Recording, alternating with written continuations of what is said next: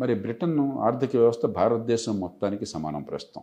మనలో బ్రిటన్ దాటి మనం పెరిగాం, బ్రిటన్ కంటే పెద్దవాళ్ళం, కానీ కొద్దిగా తేడా ఉందంతే. మన దాదాపు మనకంటే సమానం, జనాభా తక్కువైనా కూడా మనకంటే చాలా సంపన్న దేశం. మనంత సంపద ఉన్న దేశం అది.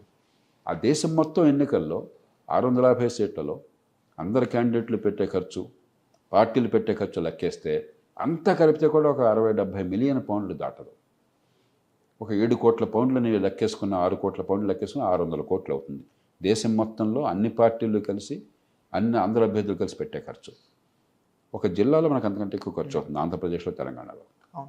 మనందరికీ సంగతి ఏంటంటే, ఒక అసెంబ్లీ నియోజకవర్గానికే మీరు వీళ్ళు 40 పెడుతున్నారు, కొన్ని నియోజకవర్గాల్లో 100-150 పెట్టిన వాళ్ళు ఉన్నారు.